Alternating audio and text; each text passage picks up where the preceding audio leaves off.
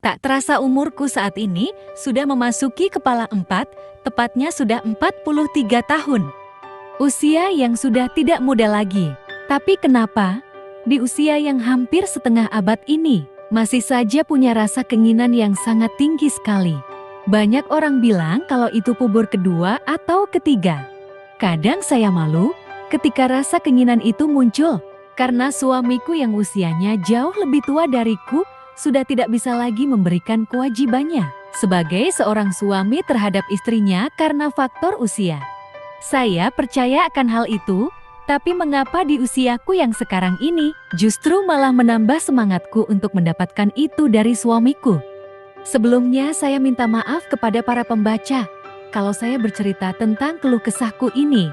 Saya di sini hanya ingin berbagi cerita kepada kalian tentang apa yang pernah aku alami ini.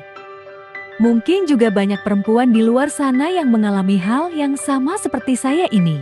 Hanya saja mereka mungkin malu ingin bercerita kepada teman atau kerabatnya. Jadi lewat tulisan ini, saya akan bercerita semuanya sampai pada akhirnya saya menemukan tempat di mana saya bisa mendapatkan itu semua. Panggil saja namaku Rahma. Saya bertempat tinggal di sebuah desa yang jauh dari Riau-Pikuk perkotaan. Desa yang saya tempati ini sangat terpencil, hanya ada sekitar 50 kakak yang menghuni sebuah dusun itu. Dusun Kali Putih namanya. Banyak kenangan yang saya alami di dusun itu, sejak saya masih kecil hingga saat ini. Saya sendiri menikah masih di usia yang masih sangat muda, yaitu usia 16 tahun, dan sudah memiliki 2 anak perempuan. Maklumlah karena kurangnya pendidikan, perempuan di usia segitu disuruh harus cepat-cepat segera menikah, karena kalau tidak akan menjadi PTWN tua nantinya. Jadi saya sendiri takut kalau hal itu akan terjadi pada saya. Sehingga saya harus menurut apa kata kedua orang tuaku. Dan itu sudah menjadi tradisi turun-menurun di desa saya. Jadi tidak banyak wanita yang mengenyam pendidikan sampai ke perguruan tinggi. Paling tinggi hanya sampai tingkat SMP. Itu pun kalau orang tuanya mampu. Kalau yang tidak mampu, mereka hanya sampai sekolah dasar saja. Itu hanya sekilas cerita tentang desa saya. Singkat cerita, kembali ke permasalahan yang saya alami. Jadi inilah awal mula yang menyebabkan saya mengalami putar kedua setelah putri pertamaku menikah. Dan saat itu ia masih ikut bersamaku karena belum memiliki rumah sendiri. Menantuku sendirilah yang memberikan dan mewujudkan semua impianku. Semenjak suamiku sudah tidak bisa lagi memberikan kewajibannya kepada istrinya. Malam itu malam pertama bagi putriku dan suaminya. Sekitar jam 00:05 saya terjaga dari tidurku. Karena ingin demikian air kecil, lalu kemudian saya keluar kamar hendak pergi ke belakang. Dengan perlahan saya berjalan dan masih sempoyongan, karena mata juga masih sangat ngantuk sekali. Saya berjalan melewati kamar putriku, secara tak sengaja saya mendengar suara berbisik lirih dari kamar putriku. Dan aku pun berhenti sejenak di depan pintu untuk mendengar lebih jelas lagi. "Mas, hijab terus mas." "Enak banget," kata-kata itu yang terdengar di telingaku malam itu. Saya hanya tersenyum dan membungkam mulutku dengan telapak tanganku. Kemudian saya melanjutkan berjalan ke belakang, saat di belakang saya tiba-tiba membayangkan sendiri tentang apa yang mereka lakukan. Sepertinya enak banget mereka ya bisa melakukan hal itu, gumamku di saat saya demikian air kecil. Tiba-tiba saja seperti terjadi keanehan dalam diri saya, seperti ingin seperti mereka. Saya mulai gelisah malam itu, dan entah dari mana inisiatif itu datang di pikiranku untuk melakukannya secara mandiri. Lalu saya pun pelan-pelan mencobanya sendiri dengan alat seadanya. Jamri temah pun mulai saya gunakan untuk itu. Jiwaku seakan meronta karena sudah sangat lama saya tak mendapatkan hak saya sebagai istri. Hingga saya seperti ini. Meski dengan seperti itu saya sangat lega karena saya sudah bisa merasakan dan mendapatkannya. Meski dengan cara seperti itu. Jujur ini baru pertama kalinya saya lakukan dan itu datang secara tiba-tiba, tidak pernah saya rencanakan. Cuman saya hanya dapat informasi dari sebuah artikel di internet membahas tentang tindakan seperti itu. Namun saya nggak pernah percaya sama tulisan artikel itu. Memang gimana rasanya kalau harus dilakukannya secara mandiri? Tanyaku dalam hati. Menurutku ya aneh aja kalau seperti itu. Namun saya juga punya rasa penasaran yang pada akhirnya saya mencobanya sendiri malam itu. Dan hasilnya pun hampir sama, tidak ada bedanya, mungkin bedanya hanya didapat dari pasangan kita. Dan yang satunya didapat dari kita sendiri yang timbul dari pikiran yang membayangkan sesuatu hal. Tapi jujur saya baru bisa berkomentar setelah apa yang saya coba itu ternyata juga mantap rasanya. Setelah itu saya pun tersenyum-senyum sendiri. Kok bisa ya saya seperti ini? Gumamku dalam hati. Ini semua karena suami, kalau enggak, ya enggak mungkin saya lakukan itu sendiri, ucapku di dalam hati. Dan saya langsung kembali ke kamar untuk melanjutkan mimpi. Keesokan harinya setelah bangun saya sudah mendapati putriku dan menantuku sudah terlihat segar. Dengan rambut mereka yang masih basah dan wajah yang sangat ceria. Ceria banget ya pengantin baru ini, celutuku untuk candain mereka berdua. Apa sih mama ini? Kayak belum pernah saja, jawab putriku sedangkan menantuku hanya tersenyum saja. Iya kan mama hanya bercanda gitu aja sewot, timpalku. Kalian mau dimasakin apa hari ini? Mumpung mama hari ini ingin masak banyak, tanyaku. Terserah mama saja deh dimasakin apa aja, Nilam pasti suka, kan mama jagonya masak. Nilam akan bantu mama kalau mau masak, jawab Nilam. Boleh yuk, ajakku. Bentar ya mas, Nilam bantu mama masak dulu. Kalau Mas Surya mau jalan-jalan pagi silakan keburu mataharinya muncul, ucap Nilam pada suaminya. Tumben amat nih, mama sama anak rame di dapur, sapa suamiku yang baru saja bangun. Iya Pak, katanya mama mau masak banyak, makanya Nilam bantu mama, sahut Nilam. Si Agil belum bangun Pak, tolong bangunin dong Pak, udah jam segini masih molor aja, ucap Nilam lagi. Setelah 2 jam, masakan pun sudah jadi dan siap untuk dihidangkan di meja makan. Memang banyak yang saya masak pagi itu, ada sayur lodah dan juga opor ayam. Ada juga telur dadar dan juga tempe tahu. Saya rasa itu semua sudah lebih dari cukup untuk 5 orang. Karena saya sendiri tidak mau dianggap mertua pelit sama menantuku. Jadinya saya akan membuat menantu saya itu betah serta nyaman tinggal di rumahku sebelum mereka memiliki rumah sendiri. Selanjutnya kita semua berkumpul di meja makan dan sarapan bareng. Sembari sarapan, timbul rasa aneh lagi dalam diriku setelah melihat menantuku. Saya melihat menantuku ini sangat tampan sekali, sehingga membuat jiwa mudaku kembali muncul lagi. Namun tidak semata-mata saya melihatnya, saya hanya meliriknya sekilas saja. Sedikit basa-basi saya menyuruh menantuku untuk sarapan yang banyak. Ayo nak Surya sarapan yang banyak, gak usah sungkan-sungkan, ucapku. Iya mah ini sudah banyak kok, jawabnya singkat. Selesai sarapan saya pun membereskan piring kotor untuk dibawa ke belakang untuk dicuci serta membersihkan dapur yang masih terlihat kotor dan berantakan. Pendek cerita lama-lama perasaanku terhadap menantuku itu makin tumbuh dikit demi sedikit. Saya sendiri nggak tahu kenapa bisa begitu, hanya saja saya masih menyimpannya rapat-rapat dalam hati. Mungkin ini semua karena kurangnya saya mendapatkan dari suamiku, sehingga saya seperti ini. Saya tidak boleh egois seperti ini, saya harus bisa menahannya, kataku dalam hati. Beberapa bulan kemudian, Nilam pun hamilis anak pertama dan saat itu umur kandungannya sudah sekitar 6 bulan. Otomatis menantuku tidak bisa lagi mendapat JTH dari istrinya. Dan pada suatu malam ketika suami sudah tidur, dan malam itu hanya tinggal saya sama Nilam di ruang keluarga lagi menonton TV.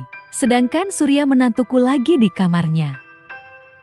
Mah, Nilam sudah ngantuk, Nilam ke kamar dulu ya, ucap Nilam seraya berjalan ke kamarnya. Ya sayang, Lagian suamimu sudah nunggu dari tadi tuh, kataku. Namun ketika Nilam mau masuk kamarnya, Nilam berteriak kepada suaminya sembari berkata, "Mas, kamu apaan sih? Kamu melakukannya secara mandiri lagi ya? Sudah aku bilang Mas Surya jangan lakukan itu lagi. Mas itu harus sabar dan harus kuat menahannya, tidak malah seperti ini. Bikin aku ilfil saja. Minggir sana, malam ini Mas Surya harus tidur di luar. Aku nggak mau Mas Surya seperti itu lagi," kata Nilam sedikit kecewa. Saya pun mendengar dengan jelas apa yang diucapkan Nilam kepada suaminya itu. Saya pun pura-pura masuk kamar sebelum Surya keluar dari kamarnya. Saya mencoba memejamkan kedua mataku namun tidak bisa, hingga akhirnya saya keluar kamar untuk mengambil air minum. Sebelum saya berjalan ke dapur, saya mendengar Surya lagi mengeluarkan suara aneh dari ruang keluarga. Saya pun berinisiatif untuk menengoknya. Ketika saya menengoknya, menantuku itu sedang melanjutkan kegiatannya tadi yang sempat terhenti karena ketahuan sama Nilam. Dan menang hanya secara mandirilah Surya bisa mendapatkan apa yang ia inginkan. Karena pada saat itu gak mungkin ia mendapatkan dari Nilam. Kemudian saya tidak jeti ke dapur melainkan menghampiri Surya. Dengan tujuan saya ingin membantunya karena saya kasihan melihatnya seperti itu. "Surya," tegurku. "Mama," dia kaget ketika melihat saya datang. Seketika ia langsung merapikan semuanya. "Mama tahu kok kalau kamu tidak bisa menahannya. Tapi kamu juga harus tahu kalau istrimu lagi hemilis, jadi kamu harus bersabar," kataku. "Ita mah, maaf karena aku sudah gak kuat tadi, makanya Surya terpaksa melakukannya secara mandiri," kata Surya. "Apa kamu mau mama bantu tapi dengan ini saja?" Sembari kutunjukkan alat bantu untuknya. "Apa kamu bersedia nak Surya?" tanyaku. Entah kenapa saya berani sekali menawarkan bantuan kepada Surya menantuku. Mungkin memang ini yang saya harapkan darinya, agar saya juga bisa mendapatkan apa yang selama ini cuma bisa jadi bayang-bayang dalam hidupku. "Mama yakin ingin membantu Surya?" tanyanya. "Apa mama kelihatan bohong?"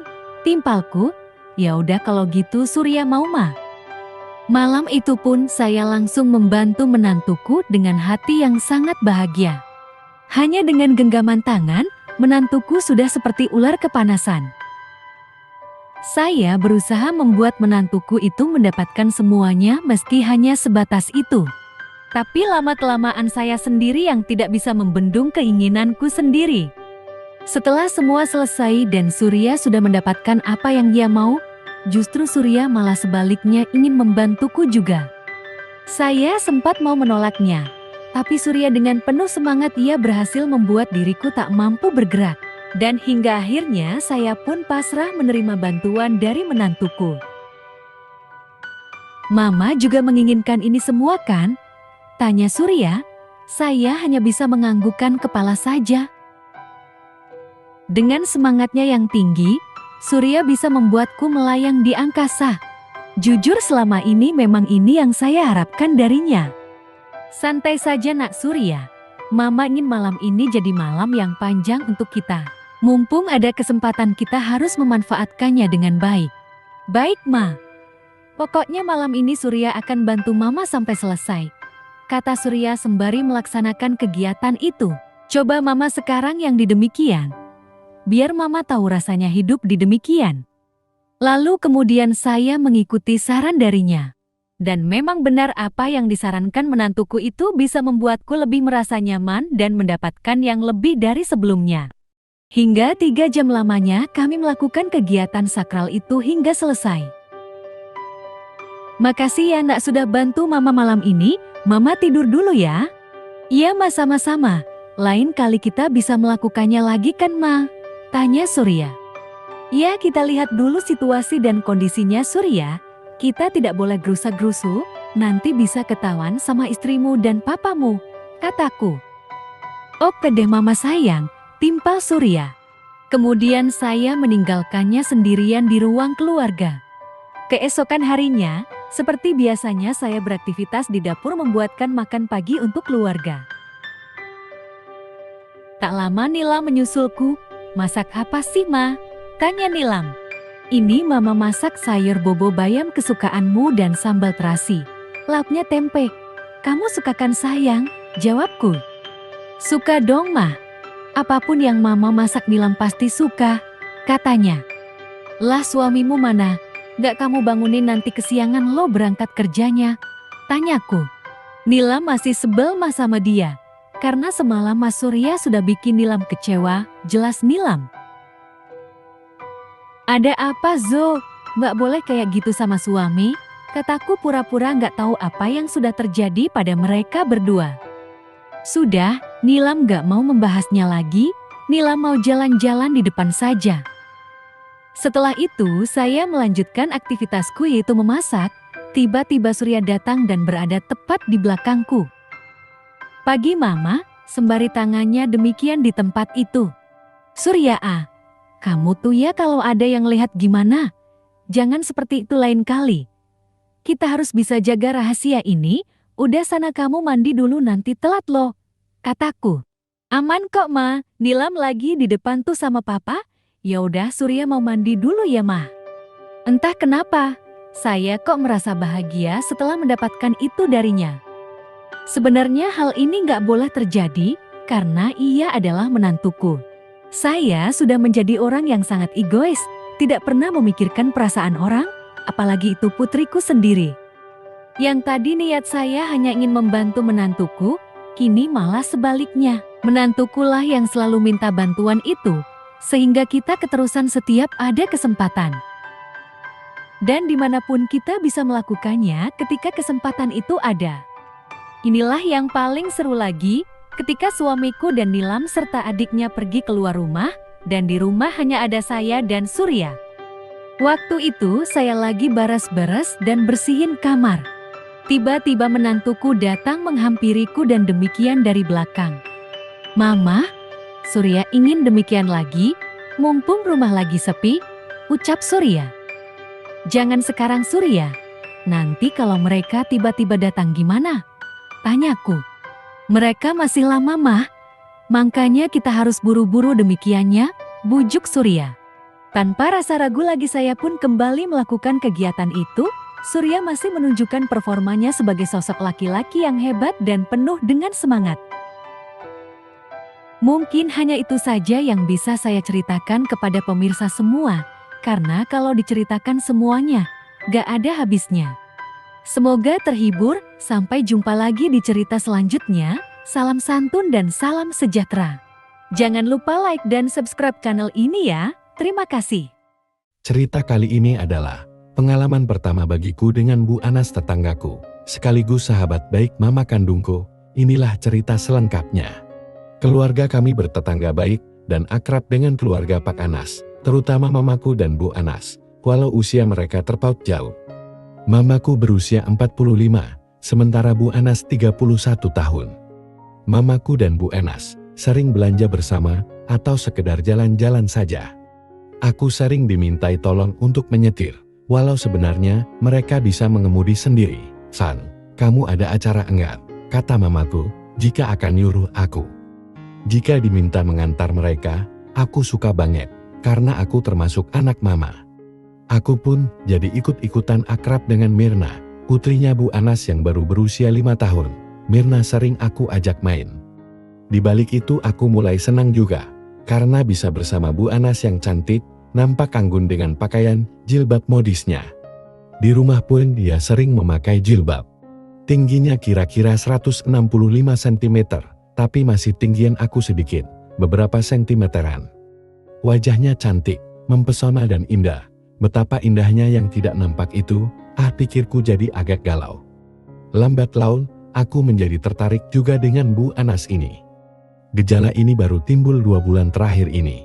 Kami berdua sering beradu pemdan dan saling melempar senyum. Entah senyum apa itu, aku kurang paham.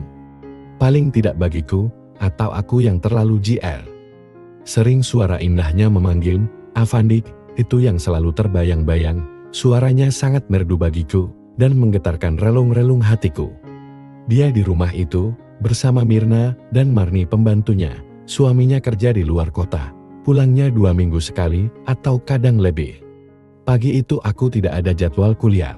Setelah mandi, sekitar pukul 8, aku keluar rumah. Maksudku cari teman untuk aku ajak ngobrol.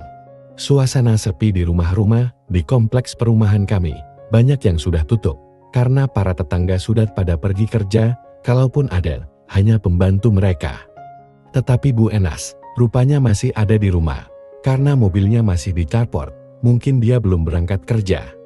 Iseng-iseng aku masuk rumah itu. Setelah mengetuk pintu, tak ada tanggapan, aku langsung masuk saja. Karena aku sudah terbiasa keluar masuk rumah ini, bila disuruh mamaku, atau sekedar main dengan Mirna. Pagi itu, Mirna sudah pergi belajar di antar Marmi. Di dalam rumah, terdengar suara gemercik air dari dalam kamar mandi. Siapa ya? Terdengar suara dari kamar mandi. Aku Bu, Afandin, mau pinjam bacal, jawabku beralasan. Oh silahkan, ada di bawah meja ya, sahutnya memberitahuku. Ya Bu, terima kasih, sahutku. Sambil duduk di karpet, aku pun mulai membuka-buka majalah. Aku membayangkan, pasti Bu Anas sekarang ini tengah di bawah shower, betapa indahnya. Tiba-tiba, pikiran isengku timbul. Aku pingin mengintainya, aku pun mulai melangkah dengan berjingkat pelan, menuju kamar mandi itu. Tapi ternyata, tak ada celah atau lubang untuk aku bisa mengakses ke kamar mandi itu. Dan akibatnya, justru detak jantungku terasa bergemuruh, berdetak kencang. Kalau ketahuan, bisa berbenih pikirku. Akhirnya aku batalkan niatku itu, dan kembali aku membuka-buka majalah yang ada, dengan pikiran terus menerawang kemana-mana. Beberapa menit kemudian, terdengar pintu kamar mandi bergerak. Bu Anas tampak keluar dari kamar mandi, sembari tersenyum dan masuk ke kamarnya. Astaga, apa yang sehari-harinya selalu ditutup rapat, kini hanya memakai handuk dan terlihat oleh kedua mataku dalam jarak yang begitu dekat. Aku pura-pura mengabaikannya, tapi tadi itu sempat kelihatan olehku yang begitu indah. Jiwaku spontan bergetar, lebih keras lagi. Wah, belum apa-apa, sudah begini. Mungkin aku benar-benar masih pemula, pikirku. Rasa hati, aku pingin sekali tahu apa yang ada di kamar itu. Aku pingin menyusulnya. Perhatianku pada bacaan buyar berantakan, fokusku beralih pada yang habis mandi tadi. Dalam kecamuk pikiranku, tiba-tiba Bu Anas menyapa dari dalam kamarnya. Kamu gak kuliah Van? Katanya dari dalam kamarnya itu. Tidak, nanti sore Bu, jawabku gagap. Ya hari itu memang jadwal kuliahku sore. Mungkin dia tahu kalau aku gugup. Malahan dia terus mengajakku ngobrol terus. Mengapa aku tidak ikut masuk saja, pikirku, kan pintunya tidak tertutup rapat. Lalu aku pun nekat mendekati pintu kamarnya, dan menjawab omongannya di dekat pintu. Semakin lama, rasa penasaran itu semakin besar, kemudian aku dorong pintunya dengan perlahan, walau agak ragu-ragu. Masuk saja, nenggak apa-apa kok Van, katanya. Hatiku bersorak, karena dipersilahkan masuk. Dengan sikap sesopan-sopannya dan pura-pura agak takut, aku pun melangkah masuk. Dia tampak sedang mengeringkan rambutnya dengan hair dryer di depan meja rias. Duduk situ loh Van, pintanya sambil menunjuk ke tempat tidurnya. Iya, ibu enggak ke kantor, tanyaku sambil duduk persis menghadap ke cermin meja rias itu. Nanti, jam 10-an, aku langsung ke balai kota, ada audiensi di sana, jadi agak siang, katanya lagi. Sesaat kemudian, dia menyuruh aku membantunya mengeringkan rambutnya dan sementara tangannya mengurai-urai rambutnya. Kembali aku gemah tuar, memegang hair dryer itu. Apalagi tersebar aroma segar dan wangi dirinya. Dengan posisiku saat itu, aku bisa melihat keindahan-keindahan yang hanya sedikit-sedikit itu, tetapi itu sudah mampu membuat jantungku semakin berdebar. Tanpa sengaja, tanganku menyenggol bahunya. Tuing, seketika itu rasanya perasaanku seperti disengat aliran listrik tegangan 220 volt. Maaf Bu, ucapku terbata-bata. Enggak apa-apa, kamu pengangin ini juga boleh, daripada kamu lirik-lirik, sekalian pegang saja, katanya sambil menuntun tangan kananku ke arah. Apa yang sedari tadi, begitu aku kagumi. Tentu saja aku jadi salah tingkah, jadinya. Rupanya, Bu Anas tahu lewat kaca rias, bila aku terus memperhatikan itunya. Aku menjadi gemetar, antara ya dan tidak. Aku gemetaran mengikuti perintahnya itu. Maklum baru kali ini, seumur-umur aku mendapatkan kesempatan itu. Beberapa saat kemudian, Bu Anas beranjak dari tempat duduknya, sambil berkata, "Kamu sudah pernah sun pacarmu belum?" Tanyanya mengagetkanku. "Agi, ibu ada-ada saja. Malu, kan?" sahutku. "Ngapain malu? Kamu sudah cukup umur loh. Berapa umurmu?" tanya Bu Anas. 21 Bu, sahutku. "Sudah di US itu, kalau belum pernah, mau ibu ajari. Gini loh caranya," ucapnya sambil meletakkan tangannya pada bahuku. Kami berdiri demikian. Bu Anas yang masih dibalut handuk warna pink itu dipepetkan padaku. Wanita cantik ini memandangku cukup lama, penuh pesona. "Kamu ganteng, bahkan ganteng sekali Van. Bahumu kelakar maju, aku suka kamu," ucapnya. "Sejak kapan Bu?" kataku di tengah getaran debar jantungku. "Sejak kamu suka melirik-lirik aku Van," sahutnya. Aku menjadi tersipu malu. Memang aku diam-diam mengaguminya juga, dan suka melirik perempuan energik ini. "Ya sebenarnya, aku mengagumi ibu juga," kataku terbata-bata. "Tuh kan, apanya yang kamu kagumi?" ucapnya lembut. "Ye, Bu Anas kan wanita karir, cantik lagi," kataku. "Klop ya," ucapnya sambil secepat jet, membuatku terbang. Aku pun mulai berani memberikan balasan atas apa yang diberikan oleh Bu Anas itu padaku. Karena serunya kegiatan kami itu, tanpa terasa hambucak itu lepas, tapi Bu Anas tidak memperdulikannya. Rasanya aku tidak percaya dengan kejadian yang aku alami pagi itu. Aku mencoba mencubit kulitku sendiri, dan ternyata sakit. Inilah kenyataannya, bukan mimpi. Bisa dibayangkan betapa seorang remaja laki-laki berhadapan langsung dengan perempuan cantik dalam keadaan seperti itu di depan mata. Aku memang sering melihat foto-foto di internet, tapi kali ini di alam nyata dan luar biasa indahnya. Perempuan mantan pramugari pesawat terbang ini terus memberikan pembelajaran yang belum pernah aku dapatkan mata kuliahnya selama di kampus. Spontan saja keinginanku pun semakin tinggi. Akhirnya aku pun berusaha untuk menyelesaikan mata kuliah baruku itu dengan penyempurnaan. Tetapi dasar aku memang belum pengalaman, beberapa kali mencoba, terus saja gagal dan gagal. Perempuan dengan deretan gigi indah itu malah ketawa gele. Melihat kesulitanku itu, aku menjadi kesal dan malu. "Tolonglah Bu, gimana caranya ini?" pintaku. "Kamu keburu-buru, tapi tak tahu caranya," ucapnya masih dengan ketawa. Kemudian Bu Anas meraihnya dan menuntunnya. Selanjutnya aku ikuti petunjuknya, dan seketika itu pula lah, aku seolah-olah memasuki suatu tempat yang begitu mempesona, nyaman, dan menakjubkan. Aku ikuti terus semua arahannya, karena aku memang benar-benar masih awam soal yang satu itu. Setelah beberapa lama, Bu Anas bergerak sedikit aneh, dan ternyata dia telah mendapatkannya. Aku terpana dengan pemandangan itu, bagaimana tingkahnya saat mencapai puncaknya, benar-benar mengasihkan, wajahnya merona merah jambu. Sebuah pengalaman yang benar-benar baru dan sangat menakjubkan. "Aku bahagia sekali Van," bisiknya. "Sekarang lakukan kayak yang aku contohkan tadi," katanya lagi. Kemudian aku pun kembali mengerjakan apa yang diarahkan olehnya. Sekitar 15 menit kemudian, secara bersama-sama, aku dan Bu Anas pun sampai di puncak itu. Betapa mempesonanya perempuan ini, walau lebih tua dari aku, Bu Anas sangat mempesona. Aku memang pernah mengeluarkan air itu, tapi dengan cara ritual atau mimpi. Tapi kali ini, benar-benar nyata dengan seorang wanita cantik, yang sudah lama aku impi-impikan. Setelah beberapa menit kemudian, aku melihat jam di dinding, yang sudah menunjuk pukul 9.16. Astaga, berarti barusan itu 1 jam lebih, dan segera aku pergi ke kamar mandi, dan diikuti Bu Anas. "Terima kasih ya Van," ucapnya dengan senyum manisnya. "Sama-sama Bu," sahutku. Setelah berbenar, kemudian aku segera keluar rumahnya, karena takut kalau Marme dan Mirna pulang. Sore harinya, selama mengikuti kuliah, aku tidak konsentrasi pada dosen. Aku selalu teringat kejadian tadi pagi itu, betapa peristiwa yang menyenangkan itu berlangsung begitu indah dan membahagiakan. Padahal hari-hari sebelumnya, mendapat senyumannya dan melihat wajahnya yang cantik saja, aku sudah senang. Tapi kini, aku telah merasakan semuanya.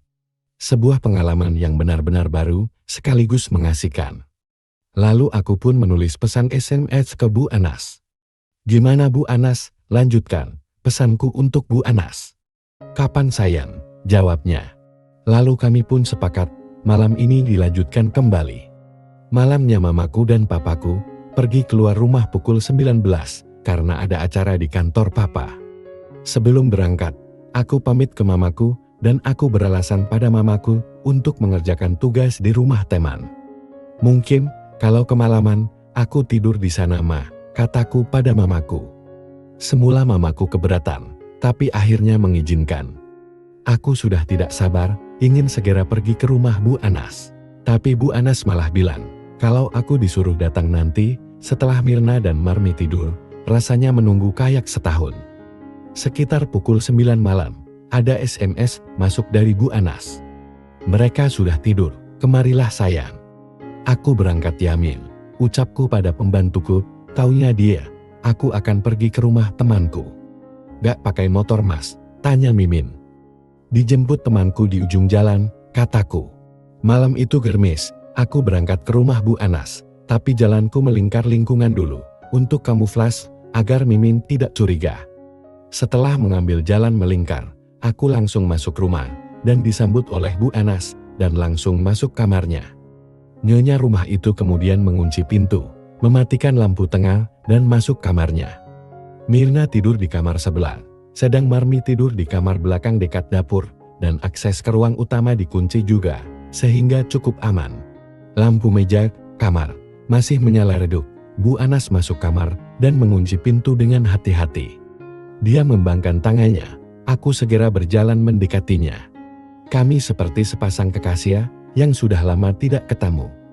Malam itu aku semakin tahu bahwa ternyata Bu Anas yang selalu ditinggal keluar kota oleh suaminya itu selalu kekurangan asupan gizi. Sehingga malam itu, Bu Anas tidak mengenal lelah, terus-terus minta, lagi dan lagi.